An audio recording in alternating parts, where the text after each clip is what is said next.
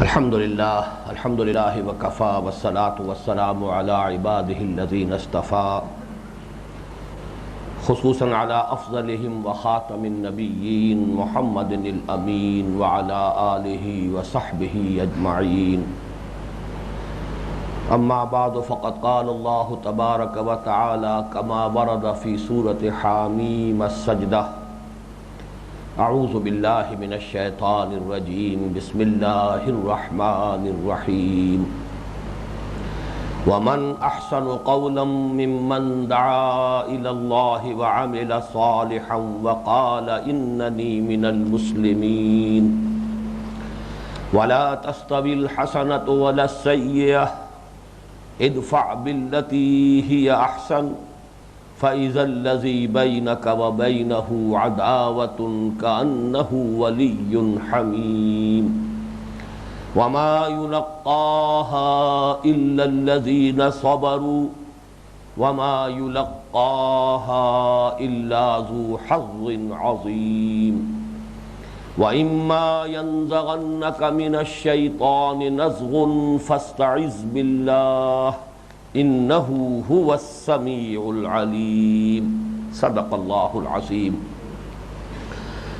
رب اشرح لی صدری ویسر لی امری واحلل عقدۃ من لسانی یفقہوا قولی اللہم ربنا الہمنا رشدنا واعذنا من شرور انفسنا اللہم ارنا الحق حقا وارزقنا اتباعہ وارنا الباطل باطلا وارزقنا اجتنابہ اللہم وفقنا لما تحب وترضى آمین یا رب العالمین۔ یہ پہلے عرض کیا جا چکا ہے کہ ہمارے اس منتخب نصاب کے حصہ اول کا جو چوتھا اور آخری درس ہے وہ دو حصوں پر مشتمل ہے، اور یہ دونوں حصے بڑے ڈسٹنکٹ ہیں، ایک دوسرے سے نمایاں طور پر بالکل جدا، اگرچہ باہم مربوط ہیں لیکن اپنی جگہ پر سیلف سفیشینٹ اور خود مکتفی۔ گزشتہ نشست میں پہلے حصے کا بیان تقریباً مکمل ہو چکا تھا، اور میں نے یہ عرض کیا تھا کہ یہ اصل میں مرتبہ ولایت کی تعبیر ہے۔ اگرچہ یہ لفظ ولایت اس مقام پر وارد نہیں ہوا، لیکن قرآن حکیم میں جیسے کہ اصول ہے کہ اہم مضامین کم سے کم دو مرتبہ ضرور آتے ہیں، اور ان کے مابین کچھ لفظی فرق ہوتا ہے، کچھ ترتیب کا فرق ہوتا ہے، تقدیم و تاخیر، کہیں کوئی بات پہلے آ جائے گی دوسری بات بعد میں آئے گی، کہیں وہ دوسری بات پہلے آ جائے گی اور پہلی بات جو ہے مؤخر ہو جائے گی، اور کوئی معمولی سا لفظی فرق بھی ہوگا۔ بلکہ اسی سے بڑی مدد ملتی ہے قرآن مجید پر غور و فکر کرنے میں کہ القرآن یفسر بعضہ بعضا، قرآن کا ایک حصہ دوسرے حصے کی تفسیر کرتا ہے۔ چنانچہ اسی فرق و تفاوت سے اور جو بھی تھوڑا سا اختلاف واقع ہوتا ہے لفظی، بہت سے علمی نکات جو ہیں وہ انہی کی مدد سے حل ہو جاتے ہیں۔ تو ان آیات کا جو مثنیٰ ہے قرآن مجید میں وہ کل ہم دیکھ چکے ہیں، وہ سورہ یونس کی آیات 62 تا 64، اور یہ بھی گویا کہ جو میں نے کل بات عرض کی تھی اس کی ایک دلیل ہے یا اس کی ایک مثال ہے کہ 3 آیات ہی وہ ہیں، سورہ یونس کی آیات 62، 63 اور 64، اور 3 ہی آیات یہ ہیں سورہ حامیم السجدہ کی آیات 30، 31 اور 32، اور ان تینوں کے ساتھ بہت گہری مشابہت کا معاملہ ہے۔ وہاں فرمایا گیا الا ان اولیاء اللہ لا خوف علیہم ولا هم یحزنون الذین آمنوا وکانوا یتقون لهم البشری فی الحیاۃ الدنیا وفی الآخرہ لا تبدیل لکلمات اللہ ذالک هو الفوز العظیم۔ اب دیکھیے، نوٹ کیجئے، یہاں پہلے ڈیفائن کیا گیا ہے ان الذین قالوا ربنا اللہ ثم استقاموا، جبکہ یہ ڈیفینیشن سورہ یونس میں بعد میں آ رہی ہے، الذین آمنوا وکانوا یتقون، دونوں کا مفہوم ایک ہے۔ یقیناً وہ لوگ جنہوں نے کہا ہمارا رب اللہ ہے پھر اس پر جم گئے، اور وہاں فرمایا وہ لوگ جو ایمان لائے اور جنہوں نے تقویٰ کی روش اختیار کیے رکھی۔ بات ایک ہی ہے، ایک پھول کا مضمون ہو تو 100 رنگ سے باندھو، تو وہاں پہلے یہاں بعد میں الذین آمنوا وکانوا یتقون، باقی مضمون مشترک وہی ہے، لا خوف علیہم ولا هم یحزنون، اسی کی بشارت جو ہے وہ سورہ حامیم سجدہ میں ہم نے دیکھا کہ فرشتے یہ بشارت لے کر نازل ہوتے ہیں اللہ تخافوا ولا تحزنوا۔ وہاں لفظ آیا سورہ یونس میں بشرا لہم البشرا فی الحیات الدنیا وفی الآخرہ، یہاں وہی لفظ آیا وابشروا بالجنۃ التی کنتم توعدون، یہاں بھی آیا فی الحیات الدنیا وفی الآخرہ، اور وہاں بھی آیا نحن اولیاؤکم فی الحیات الدنیا وفی الآخرہ۔ تقابل کیجئے کس قدر گہری مشابہت ہے، صرف کچھ لفظی فرق ہوگا، باقی ایک ہی مضمون ہے۔ یہ بات بھی نوٹ کر لیجئے جو میں نے عرض کی تھی کہ انسان کے لیے اکتسابی جو درجات ہیں جن تک انسان اپنی محنت سے، سعی سے، کوشش سے، جد و جہد سے رسائی حاصل کر سکتا ہے، اس میں یہ آخری درجہ ہے مرتبہ ولایت۔ بلکہ جیسا کہ میں عرض کر چکا ہوں، استقامت کا جو ظاہری پہلو ہے، خارجی پہلو ہے اطاعت، جب انسان اس مقام پر پورے طور پر متمکن ہو جاتا ہے اللہ تعالیٰ کی اطاعت ہمہ وقت تمام معاملات میں، تو یہ گویا کہ مقام عبدیت ہے۔ مقام عبدیت اور مرتبہ ولایت یہ در حقیقت مضمون ہے سورہ حامیم سجدہ کی ہمارے اس درس کی پہلی 3 آیات کا، یعنی آیات 30، 31 اور 32۔ اس سے بلند تر ایک درجہ اور ہے، وہ درجہ در حقیقت انبیاء کے لیے مخصوص رہا، استفائیت۔ ان اللہ اصطفیٰ آدم ونوحا وآل ابراہیم وآل عمران علی العالمین، اور یہی لفظ آیا ہے سورہ حج کے آخری رکوع میں اللہ یصطفی من الملائکۃ رسلا ومن الناس، اللہ چن لیتا ہے، پسند فرما لیتا ہے فرشتوں میں سے بھی اپنے پیغامبر، انسانوں میں سے بھی اپنے الچی۔ اور یہ مرتبہ جیسا کہ میں نے عرض کیا ہے اصولاً تو مخصوص تھا نبوت کے لیے، نبوت کا دروازہ بند ہو چکا، البتہ اسی کے ساتھ اسی کا عکس سمجھیے ایک مقام اجتباعیت ہے، یہ مقام اجتباعیت اب بھی جاری ہے، اور یہ ایک عکس ہے مقام نبوت کا، مقام استفائیت کا۔ یہ ہے در حقیقت وہ مرتبہ جس پر امت محمد صلی اللہ علیہ وسلم اب بحیثیت مجموعی فائز ہے۔ وَجَاهِدُوا فِي اللَّهِ حَقَّ جِهَادِهِ هُوَ اجْتَبَاكُمْ، تم چنے جا چکے ہو، تمہارا سلیکشن ہو گیا ہے، اپنے نصیب پر فخر کرو۔ جیسے یہ مقام ہے حظ عظیم، وہ بھی بہت بڑے نصیب والا مقام ہے جس کا تذکرہ ہو رہا ہے۔ بہرحال اس پر گفتگو ہوگی انشاءاللہ تعالی جب سورہ حج کا وہ آخری رکوع ہم پڑھیں گے، وہ ہمارے اس منتخب نصاب کے تیسرے حصے کا آخری درس ہوگا، جیسے کہ یہ درس جو ہے جو اس وقت ہم جس کا مطالعہ کر رہے ہیں یہ پہلے حصے کا آخری درس ہے۔ اس پہلے حصے میں سے صرف آخری جو آیت ہے نزلا من غفور الرحیم، تو نزل کی وضاحت تو میں کر چکا ہوں، لیکن غفور اور رحیم اللہ تعالیٰ کی 2 صفات، اللہ تعالیٰ غفور ہے، اللہ رحیم ہے، یہ اس ہستی کی طرف سے مہمان نوازی ہوگی اور ابتدائی مہمان نوازی ہوگی جو غفور الرحیم ہے۔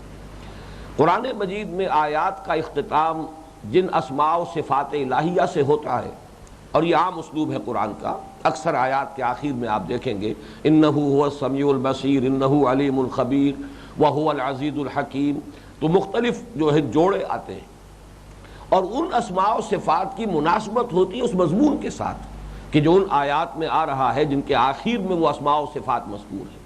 تو یہاں نوٹ کیجئے تو وہ بات جو کل میں نے حدیث نبوی کے حوالے سے آپ کو بتائی تھی کہ حضور نے ارشاد فرمایا، یہ مسلم شریف کی روایت ہے حضرت ابو ہریرہ رضی اللہ تعالی عنہ سے، کہ انہ لن ینجو احد منکم بعملہ، اے مسلمانوں کبھی یہ گمان نہ کرنا کہ تم میں سے کوئی شخص محض اپنے عمل کی بنا پر نجات پا سکے گا۔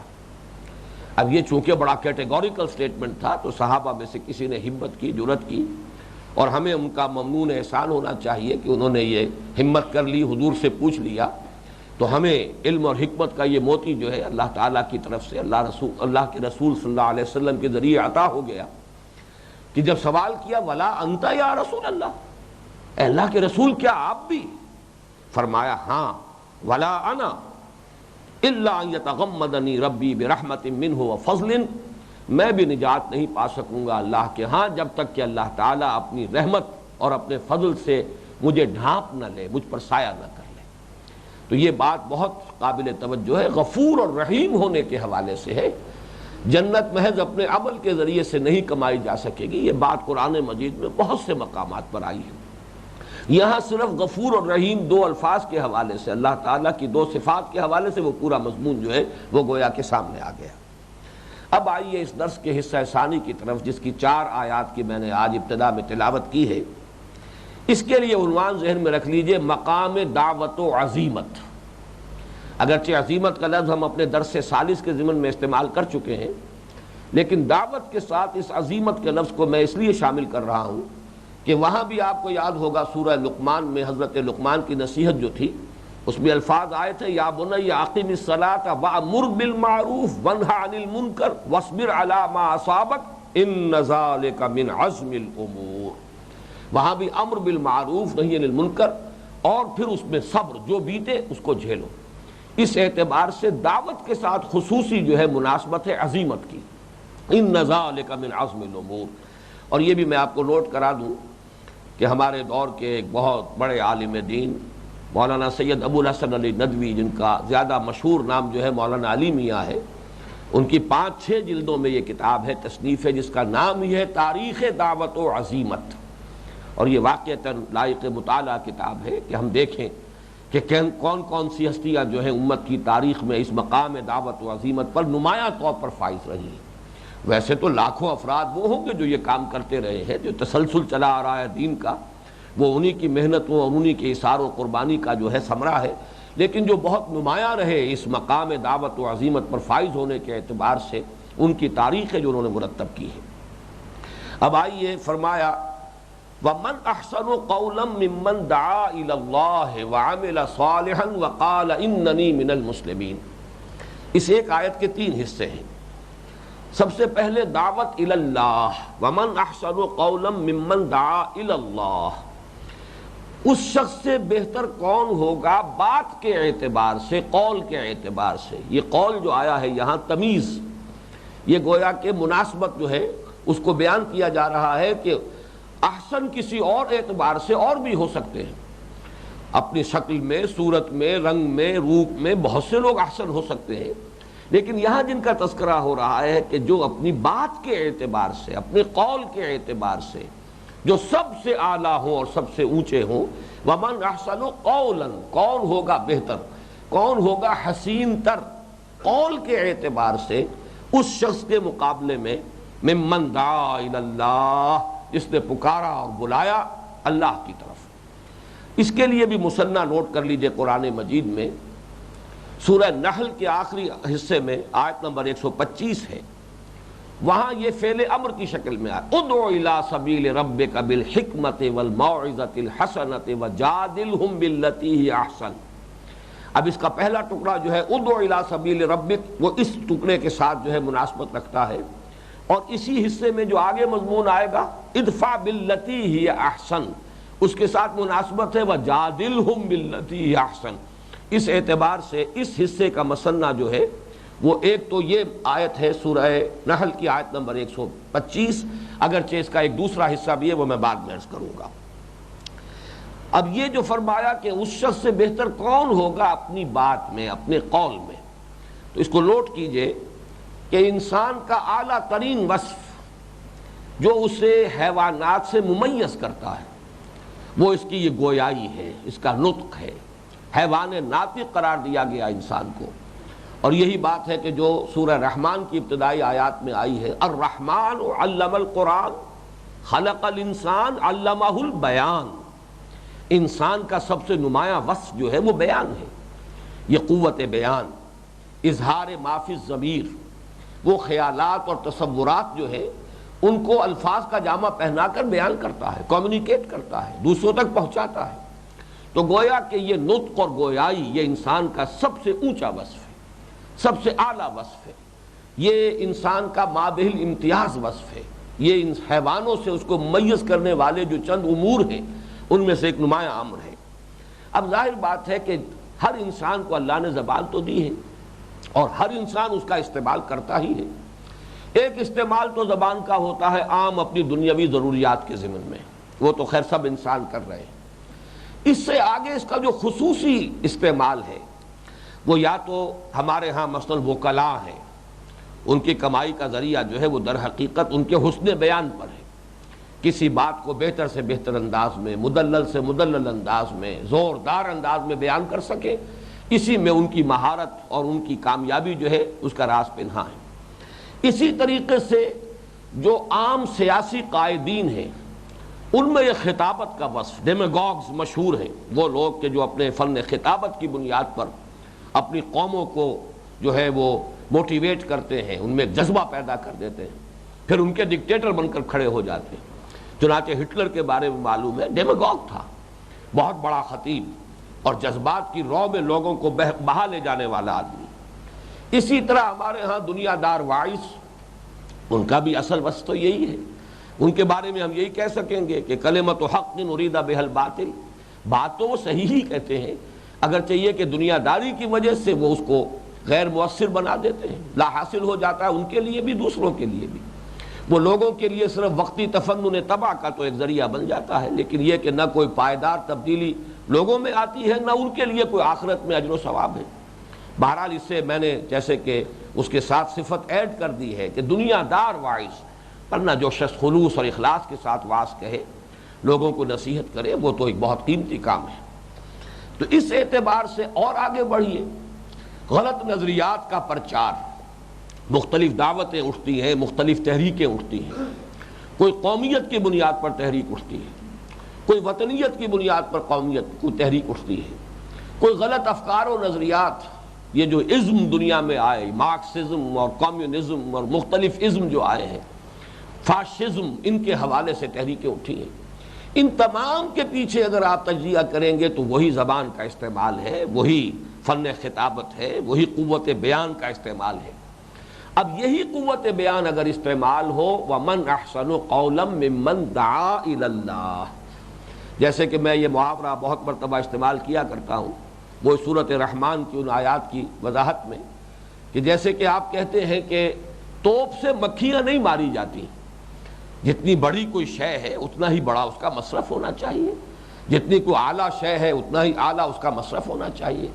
تو یہ قوت بیان جو ہے یہ تو انسان کا اعلیٰ ترین وصف ہے، اسے صرف ہونا چاہیے بہترین کام میں، اعلیٰ ترین مقصد کے لیے، اور وہی ہے در حقیقت کے جو مرکزی مضمون ہے ان آیات کا، الرحمن، اللہ کے ناموں میں سب سے اونچا نام، علم القرآن، اللہ نے جو کچھ سکھایا ہے انسانوں کو ان میں سب سے اونچا علم قرآن کا علم، خلق الانسان، اللہ نے جتنی بھی مخلوقات پیدا کی ہیں ان میں سب سے اونچی مخلوق، اشرف المخلوقات انسان، علمہ البیان، اور انسان کو جو صلاحیتیں عطا کی ہیں ان میں سب سے اونچی صلاحیت بیان۔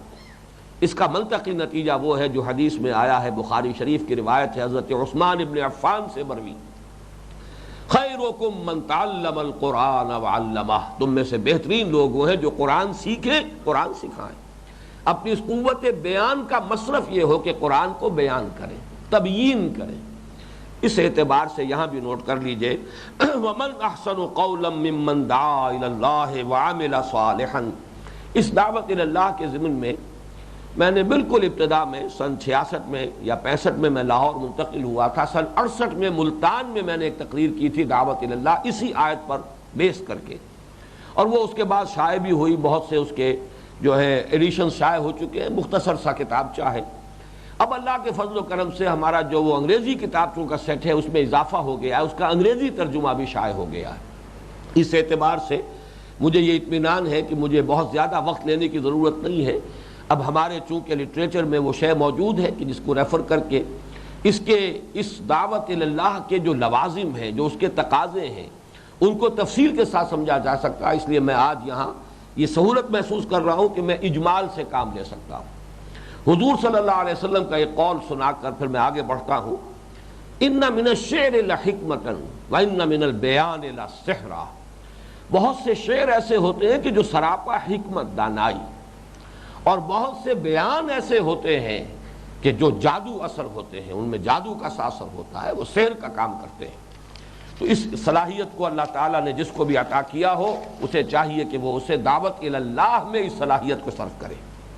اب آئیے یہاں جو فرمایا وَمَنْ أَحْسَنُ قَوْلًا مِّمَّنْ دَعَا إِلَى اللَّهِ، اور وہاں فرمایا اُدْعُ إِلَىٰ سَبِيلِ رَبِّكَ، تو نوٹ کر لیجئے ان دونوں میں کوئی فرق نہیں ہے۔ بالکل اسی طریقے سے جہاد فی اللہ اور جہاد فی سبیل اللہ، ان میں کوئی فرق نہیں ہے۔ خام خواہ لوگوں نے جہاد فی اللہ کا مفہوم کچھ اور بنانے کی کوشش کی ہے۔ اللہ کی طرف بلانا، اللہ کے راستے کی طرف بلانا، کوئی فرق نہیں۔ اسی طریقے سے اللہ کے لیے جہاد کرنا، اللہ کے راستے میں جہاد کرنا، کوئی فرق نہیں۔ تو اسی اعتبار سے وہ مثنیٰ سامنے رہے، ادعو الی سبیل ربک۔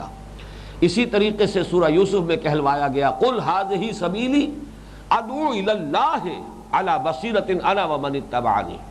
کہیں دعوت الی اللہ کا لفظ آئے گا، کہیں دعوت الی سبیل رب یا سبیل اللہ کی طرف آئے گا۔ لیکن اگلا ٹکڑا ہے وعامل صالحا۔ یہاں جو یہ عمل صالح کا تذکرہ ہو رہا ہے، یہ دعوت کی تاثیر کی شرط لازم کے طور پر۔ دعوت مؤثر ہوگی دعوت الی اللہ جبکہ وہ داعی جو ہے وہ خود اس کا عمل درست ہو، اس کا عمل شاہد بنے، نمونہ بنے، دلیل بنے، حجت بنے۔ یہی ہے در حقیقت اس کی تاثیر کی اصل جو شرط ہے اور اس کی کنجی ہے، اس کی کلید ہے۔ اس اعتبار سے بھی میں نہیں سمجھتا کہ کچھ بہت زیادہ تفصیل میں جانے کی ضرورت ہے۔ قرآن مجید میں بھی مذمت آئی ہے ان لوگوں کی کہ جو لوگوں کو خیر کی دعوت دیتے ہوں، نیکی کی تلقین کرتے ہوں، بھلائی کی طرف بلاتے ہوں اور خود اپنے آپ کو بھول جاتے ہیں۔ چنانچہ سورہ بقرہ کے 5ویں رکوع میں جس کا تذکرہ جو ہے اسی درس کے ضمن میں پہلے بھی ہو چکا ہے، 7 آیات پر مشتمل وہ رکوع جو ہے وہ اہل کتاب سے خطاب کے ضمن میں بمنزلہ سورہ فاتحہ ہے، اسی درجے کی فضیلت کی حامل وہ 7 آیات ہیں۔ وہاں فرمایا گیا تأمرون الناس بالبر وتنسون انفسکم وانتم تتلون الکتاب افلا تعقلون۔ کیا تم لوگوں کو نیکی کا حکم دیتے ہو، بھلائی کی تلقین کرتے ہو اور اپنے آپ کو بھول جاتے ہو، درحال کہ تم کتاب کی تلاوت کرتے ہو، تو کیا تم عقل سے کام نہیں لیتے؟ اس کتاب کو بس ایسے ہی پڑھ جاتے ہو تورات کو کہ جس کو سمجھتے نہیں اور غور نہیں کرتے۔ جیسے قرآن مجید کے بارے میں فرمایا فلا یتدبرون القرآن ام علی قلوب اقفالها، کیا یہ قرآن پر تدبر نہیں کرتے یا ان کے دلوں پر تالے پڑ چکے؟ تو یہاں پر بھی نوٹ کر لیجئے، اور اسی طرح احادیث میں بھی مذمت وارد ہوئی ہے اس شخص کی کہ جو خیر کی دعوت دے، خود تو لوگوں کو بھلائی کی طرف بلائے لیکن اس پر خود عامل نہ ہو۔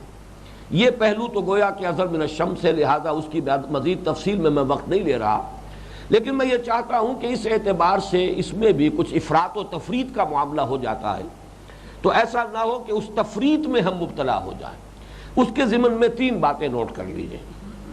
جہاں تک عمل صالح کا تعلق ہے، ظاہر بات ہے کہ اس کے درجات بہت بلند بھی ہیں، اور کسی انسان کے لیے کبھی بھی یہ ممکن نہیں ہو سکتا کہ وہ یہ کہہ سکے کہ میں نے عمل صالح کی تکمیل کر لی، بلکہ اگر کوئی شخص یہ کہے گا تو گویا کہ وہ مغرور ہے، زوم میں مبتلا ہے، وہ خام خواہ کے عجب میں اور تکبر میں مبتلا ہو گیا ہے۔ یہاں سے تو ترقی معکوس شروع ہو جائے گی۔ تو یہ سلسلہ تو جاری رہنا ہے، اس کے اندر انسان جو ہے بلند سے بلند تر ہے، جستجو کی خوب سے ہے خوب تر کہاں۔ لہذا ایسا نہیں ہونا چاہیے کہ انسان اس وجہ سے دعوت کے عمل کو روکے رکھے جب تک میں اپنے عمل کی تکمیل نہ کر لوں، اس لیے کہ تکمیل تو وہ کبھی ہوگی ہی نہیں۔ اس اعتبار سے یہ تفریط کا معاملہ ہے۔ ایک تو وہ درجہ ہے کہ سرے سے انسان اپنے آپ کو بھولے ہوئے ہو، صرف واعظ کہہ رہا ہو لوگوں کے دکھاوے کے لیے یا کچھ دنیا کی چیزیں حاصل کرنے کے لیے۔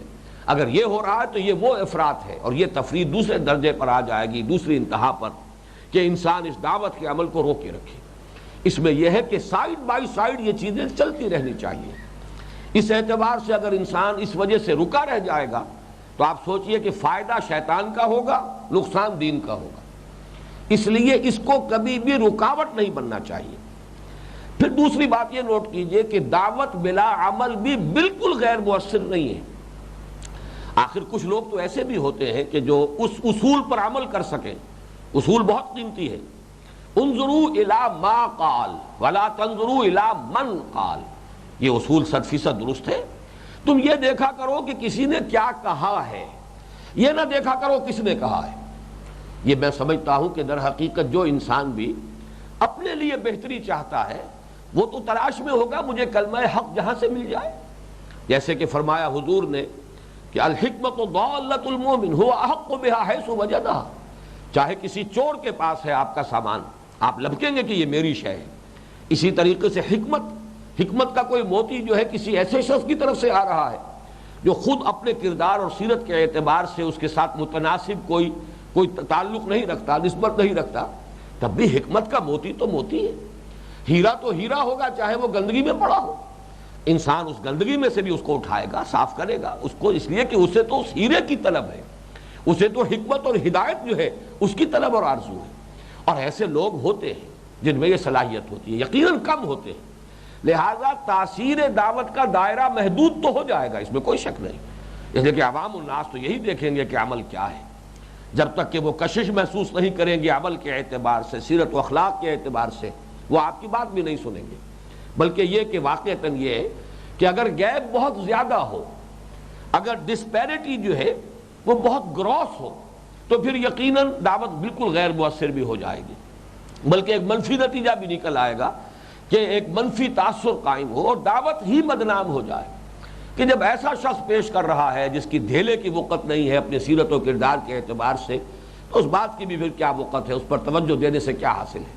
لیکن یہ اس انتہا پر ہوگا جبکہ در حقیقت وہ ایک گیپ جو ہے بہت زیادہ نمایاں، لیکن یہ کہ ایک انسان کوشش کر رہا ہے، اپنے طور پر بھی آگے بڑھ رہا ہے۔ پھر یہ بھی نوٹ کیجئے کہ دعوت بلا عمل جو ہے وہ خود داعی کے حق میں بہت مفید ہے، الا یہ کہ بدنیتی ہو، اس لیے کہ خود داعی کے لیے وہ آٹو سجیشن کے درجے میں بات آ جاتی ہے۔ بار بار ایک بات کو تکرار کرتے ہیں آپ، جس کو کہ جدید سائیکالوجی میں آٹو سجیشن کہتے ہیں، یہ بات بہتر ہے، یہ بات اچھی ہے، یہ بات صحیح ہے، یہ بات غلط ہے، کہتے کہتے انسان کے اپنے اوپر، اپنے باطن پر اس کا اثر پڑتا ہے۔ اور یہ کہ اگر ضمیر بالکل ہی مر چکا ہو تو بات دوسری ہے، ذرا بھی اس میں زندگی کی حرارت اگر ہوگی تو انسان جو ہے دروں بینی سے کام لے گا، اپنے دامن کو دیکھے گا، اپنے باطن میں جھانکے گا، تو یہ دعوت جو ہے الی الخیر یا دعوت الی اللہ، یہ یقیناً اگرچہ عمل جو ہے اس درجے کا نہ ہو تب بھی مفید ہے۔ یہ میں نے چند نکات اس لیے نوٹ کرا دیے ہیں کہ اس کی وجہ سے دعوت کے عمل سے دستکش ہونا درست نہیں ہے۔ اب آگے چلیے، فرمایا وَمَنْ أَحْسَنُ قَوْلًا مِّمَّنْ دَعَا إِلَى اللَّهِ وَعَمِلَ صَالِحًا وَقَالَ إِنَّنِي مِنَ الْمُسْلِمِينَ، اور وہ کہے کہ میں بھی مسلمانوں ہی میں سے ہوں۔ اس کا یہاں کیا محل ہے، کیا مقام ہے، کیا ربط ہے، کس وجہ سے یہ الفاظ یہاں آئے؟ دو پہلو سامنے آتے ہیں۔ ایک تو یہ کہ یہ کلمہ تواضع ہے کہ میں کوئی شے دیگر نہیں ہوں، مجھے کچھ اور ہونے کا دعویٰ نہیں ہے، میں بھی مسلمانوں میں سے ہوں۔ یہ در حقیقت یہ تواضع کا کلمہ ہے، اور دعوت کی تاثیر کے لیے تواضع بہت ضروری ہے، اس لیے کہ تکبر اور تعجب جہاں ہوگا، تعجب جو ہے عجب سے میں لفظ استعمال کر رہا ہوں، جہاں عجب ہوگا، جہاں بھی تکبر اور عجب ہوگا، وہاں واقعہ یہ ہے کہ جس کو ہم کہتے ہیں کہ کچھ انویزیبل چینلز ہوتے ہیں کہ جس سے انسان دوسرے انسانوں پر اثر انداز ہوتا ہے۔ اگر آپ میں تکبر ہے، اگر آپ میں عجب ہے، اگر آپ میں اپنے کچھ ہونے کا بہت احساس ہے، تو اس کا نتیجہ نکلے گا کہ لوگ آپ سے بھاگیں گے، آپ کے قریب نہیں آئیں گے۔ تواضع ہے وہ آپ کی طرف آئیں گے، یہ اس کا ایک منطقی اور فطری نتیجہ ہے۔ اس اعتبار سے تواضع جو ہے، اس کو اگر آپ چاہیں تو اب نوٹ کیجئے، ہمارا تیسرا سبق جو تھا اس کے بھی آخر میں جو آیت آئی تھی وَلَا تُصَعِّرْ خَدَّكَ لِلنَّاسِ وَلَا تَمْشِ فِي الْأَرْضِ مَرَحًا إِنَّ اللَّهَ لَا يُحِبُّ كُلَّ مُخْتَالٍ فَخُورٍ، وہ جو دعوت کا وہاں عمل آیا تھا وَأْمُرْ بِالْمَعْرُوفِ وَانْهَ عَنِ الْمُنكَرِ وَاصْبِرْ عَلَىٰ مَا أَصَابَكَ إِنَّ ذَٰلِكَ مِنْ عَزْمِ الْأُمُورِ، یہ بڑے ہمت کے کاموں میں سے ہے۔ اور اس کا لیے ایک اس کا تقاضا یہ بھی ہے، تکبر ویسے بھی بری شے ہے، عجب ویسے بھی بری شے ہے، اس کو مہلکات میں ہی اشدہن شمار کیا ایک حدیث میں کہ حضور نے فرمایا ثلاث منجیات و ثلاث مہلکات، تین وصف ایسے ہیں جو انسان کو نجات دینے والے ہیں، تین ایسے ہیں کہ جو انسان کو ہلاک کرنے والے ہیں۔ ہلاک کرنے والوں میں فرمایا وَإِعْجَابُ الْمَرْءِ بِنَفْسِهِ وَهِيَ أَشَدُّهُنَّ، انسان کا اپنے آپ کو کچھ سمجھنا، ہم چما دیگرے نیست، بس میں تو اب وہاں پہنچ گیا ہوں۔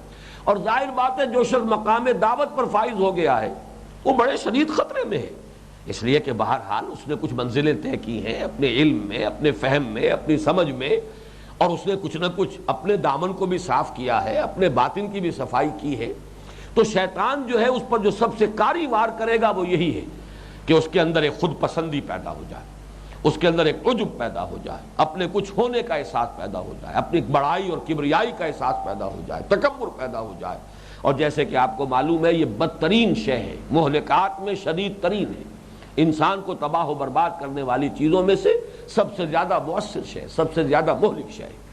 اس اعتبار سے جیسا کہ میں نے عرض کیا، یہ جو اعتدال کا معاملہ ہے، جیسے ابھی افراط و تفریط کی بات ہو رہی تھی، نہ یہ ہو کہ انسان جو ہے وہ دعوت کو ترک کر بیٹھے اس لیے کہ ابھی تو میرا عمل اس قابل نہیں، اور نہ یہ ہو کہ انسان سرے سے اپنے آپ کو بھول جائے۔ یہ اعتدال کو آسان کام نہیں ہے۔ بارہا میں نے عرض کیا ہے کہ توازن اور اعتدال بڑی انکا چیزیں ہیں، اس لیے کہ جو وہ الفاظ آتے ہیں محاورے میں، بال سے زیادہ باریک اور تلوار کی دھار سے زیادہ تیز راستہ پل صراط، در حقیقت دنیا میں بھی ہم پل صراط پر چل رہے ہوتے ہیں۔ تو انسان کے اندر یہ عجب، اور دوسری طرف جو ہے انسان اپنے آپ کو گرا رہا ہے اور سائل بن کر لوگوں کے سامنے جا رہا ہے، احتیاج اپنی لوگوں کے سامنے پیش کر رہا ہے، گویا کہ عزت نفس کا جو دھیلا کرا رہا، ان دونوں کے درمیان اعتدال بھی بہت مشکل۔ جیسے وہ دعوت کو چھوڑ دینا اس وجہ سے کہ ابھی میں کامل نہیں، اسی طریقے سے دوسرے برعکس کہ دعوت دیے چلے جانا اور اپنے آپ کو بھولے رہنا۔ اتامرون الناس بالبر وتنسون انفسکم وانتم تتلون الکتاب، ان کے مابین بھی اعتدال آسان نہیں۔ بہرحال ایک بات سامنے ہو کہ اعتدال مطلوب ہے، حتی الامکان انسان کوشش کرے۔ اسی طرح خود پسندی اور خامخواہ کو اپنے آپ کو لوگوں کے سامنے اپنی عزت نفس جو ہے اس کا دھیلا کرا لینا، یہ دونوں چیزیں پسند نہیں ہیں، ان کے مابین ایک توازن کی ضرورت ہے۔ بہرحال ایک تو اننی من المسلمین جو ہے یہ کلمہ تواضع ہے، میں مسلمانوں ہی میں سے ہوں۔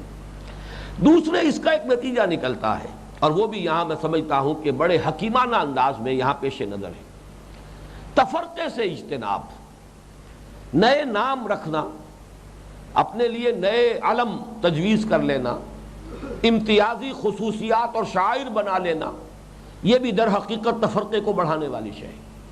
کوشش کرو اپنے آپ کو ملت کی وحدت میں گم کرنے کی، کام کرو۔ جیسے کہ اب ہمارے ہاں اس میں بھی بڑی افراط و تفریط کا معاملہ رہا ہے، پھر وہی بات آ رہی ہے۔ ایک زمانہ تھا کہ ہمارے ہاں کسی شخص کا نام مکمل نہیں ہوتا تھا، فلاں ابن فلاں الحنفی، اور اس کے بعد پھر یا چشتی، دو نسبتیں اپنی جب تک نمایاں کرے نام نہیں آتا تھا۔ معلوم ہونا چاہیے کہ فقہ میں وہ کون سے فقہ کا مقلد ہے، اور وہ جو سلاسل ہیں تصوف کے ان میں سے کون سے سلسلے سے منسلک، وہ ناموں کے مستقل جز بن جاتے تھے۔ اسی طریقے سے ایک دوسری انتہا آج ہمارے سامنے ہے، پاکستان میں خاص طور پر بہت بڑا فتنہ، اسی آیت سے لفظ اخذ کیا گیا جماعت المسلمین۔ کچھ لوگوں نے اپنا نام رکھ لیا جماعت المسلمین، اور موقف یہ اختیار کیا کہ اگر کوئی شخص اپنے آپ کو حنفی کہتا تو بھی مشرک ہے، کوئی اپنے آپ کو اہل حدیث کہتا تو بھی مشرک ہے۔ حالانکہ یہ مسلک ہے، ان میں کوئی حرج نہیں ہے، اس سے زیادہ نمایاں کرنے کی بھی ضرورت نہیں ہے، لیکن یہ کہ اس کا کوئی انسان اگر کسی ایک مسلک کو اختیار کیے ہوئے تو کوئی شرک بھی نہیں ہے۔ اور اس حد تک اب یہ جماعت جو ہے انتہا پسندی میں آگے بڑھ چکی ہے کہ جو بھی اپنے آپ کو حنفی کہے وہ مشرک، جو اہل حدیث کہے وہ مشرک، جو حنبلی اپنے آپ کو قرار دے وہ مشرک، اور مشرکوں کے پیچھے نماز نہیں ہوتی اور مشرکوں کو سلام نہیں کیا جا سکتا۔ لہذا اب انہوں نے اپنا نام، حالانکہ تفرقہ خود کر رہے ہیں، اب مسلمانوں میں سے ایک اور ٹکڑا کاٹ کر اپنی علامت جو ہے اپنے علم کے طور پر نام اختیار کر لیا جماعت المسلمین، اور کہتے ہیں بس جو حق ہے اور اسلام ہے وہ اس میں دائر ہے، ہماری ہی اس جماعت کے اندر ہے، باقی سب گویا کہ اسلام کے دائرے سے خارج ہے۔ بہت سے اچھے کام، بہت سے نیک نیتی کے ساتھ شروع ہونے والے کام انتہا پسندی کا شکار ہو کر فتنہ بن جاتے ہیں۔ اس اعتبار سے یہ تفرقے سے بچنے کے لیے بھی، بلکہ مجھے یاد آ رہا ہے میرے استاد مولانا منتخب الحق رحمۃ اللہ علیہ، ان کا انتقال ہو گیا ہے، وہ چونکہ بہار سے تعلق رکھتے تھے اور بہاریوں کی زبان میں ہم کا لفظ بہت ہے، وہ اکیلا کوئی شخص جا رہا ہو تو ہم جا رہے ہیں، ہم کر رہے تھے۔ تو ایک مرتبہ میں نے ان سے کہا کہ یہ ہم کا لفظ آپ کیوں استعمال کرتے ہیں اس کثرت کے ساتھ، اس میں تو کچھ تکبر کی بو آتی ہے۔ جواب انہوں نے جو دیا بہت پیارا تھا، انہوں نے کہا ہمارے نزدیک میں زیادہ تکبر ہے، میں، انانیت کا مظہر تو لفظ میں ہے، ہم تو اپنے آپ کو جماعت میں گم کر دیتے ہیں، اپنی انفرادیت کو گویا کہ وہ جمعیت میں گم کر کے بات کر رہے ہوتے ہیں، ہم جا رہے ہیں۔ میں زیادہ تکبر کا پہلو انہیں نظر آتا ہے۔ بہرحال یہ نقطے کے اعتبار سے ایک عمدہ بات تھی۔ اس وقت یہ ادھر میرا ذہن اس لیے منتقل ہو گیا کہ ملت کی وحدت میں گم ہونے کی کوشش ہونی چاہیے، تو اقبال کا مصرع ہے قبائل ہو ملت کی وحدت میں گم. تو یہ ملت کی وحدت میں گم کرنے کی کوشش ہو بجائے اس کے کہ کوئی اپنے امتیازی شعائر امتیازی علامات. اب یہاں ہے کسی نے وہ ہری پگڑی باندھنی شروع کر دی ہے، وہ علامت ہے خاص جماعت کی. کچھ لوگ ہیں وہ سیاہ پگڑیاں جو ہیں اس کو اپنی شاعر بنائے ہوئے ہیں. یہ مختلف قسم کے شاعر جو ہیں مختلف جماعتوں نے اور مختلف جو گروہ ہیں انہوں نے بنائے ہیں اپنے آپ کو ممیز کرنے کے لیے. مسجدوں میں چند چیزیں جو لکھی جاتی ہیں وہ ممیز کرنے کے لیے. مسجد کے پیشانی پر لکھا ہوگا یہ مسجد حنفیہ ہے یا یہ مسجد اہل حدیث ہے. یہ ساری چیزیں جو ہے یہ در حقیقت پسندیدہ نہیں ہے. مسجد مسجد ہے. انسان انفرادی طور پر کسی مسلک کا عامل ہو وہ ایک مجبوری ہے. اب ظاہر بات ہے کہ براہ راست استنباط قرآن اور سنت سے کرنا ہر شخص کے بس کا روگ نہیں ہے. یہ تو وہی کر سکتے ہیں جو مجتہد ہوں، جنہوں نے اس میں اپنی زندگیاں کھپائی ہوں. وہ کسی پر اعتماد ہے، اس کے اعتماد کی بنیاد پر جو ان کا استنباط ہے قرآن و سنت سے اس پر عمل کر رہے ہیں. تو اس کو بھی اس طریقے سے جو ہے خام خواہ اسے یعنی کنڈیم کرنا یہ بھی ایک انتہا پسندی ہے. لیکن دعوت کی یہاں پر دو شرطیں بیان ہوئی. وَمَنْ أَحْسَنُ قَوْلًا مِّمَّنْ دَعَا إِلَى اللَّهِ وَعَمِلَ صَالِحًا وَقَالَ إِنَّنِي مِنَ الْمُسْلِمِينَ اللهم ربنا اجعلنا منهم اللهم ربنا اجعلنا منهم. اب اگلی آیت پر آئیے. وَلَا تَسْتَوِي الْحَسَنَةُ وَلَا السَّيِّئَةُ. دیکھیے یہ بڑا قرآن مجید کا پیارا اسلوب ہے. بات شروع کرو ایک ایسے اصول سے، ایک ایسے یونیورسل ٹروتھ سے، ایک ایسی آفاقی حقیقت سے جس کی نفی ممکن ہی نہ ہو. اس سے یہ ہے کہ اگلی بات کے قبول کرنے کے لیے طبیعت میں آمادگی پیدا ہو جائے گی. یہ بھی دعوت کے بنیادی اصولوں میں سے ہے. جو آپ کا مخاطب ہے پہلے تلاش کیجئے کہ میرے اور اس کے درمیان کوئی شے قدر مشترک کے طور پر بھی ہے کہ نہیں. وہاں سے بات شروع کیجئے. اگر آپ بات وہاں سے شروع کریں گے جو مابہل اختلاف ہے تو یہ بات کبھی نتیجہ خیز نہیں ہوگی. وہ خلیج کبھی پاٹی نہیں جا سکے گی. اس کی میں مثال دیا کرتا ہوں جیسے زپ ہوتا ہے. وہ زپ کو نیچے سے کھینچیں گے تو سارا بند ہوتا چلا جائے گا. اوپر سے جوڑنے کی کوشش کیے تو نہیں جڑے گا وہ. تو اس اعتبار سے گفتگو شروع ہو دعوت کے لیے کسی قدر مشترک سے. اللہ ربنا و ربکم لنا اعمالنا و لکم اعمالکم. اللہ ہمارا بھی رب ہے، تمہارا بھی رب ہے. ہمارے لیے ہمارے اعمال ہیں، تمہارے لیے تمہارے اعمال ہیں. یہ جو چیزیں مشترک ہیں اس سے.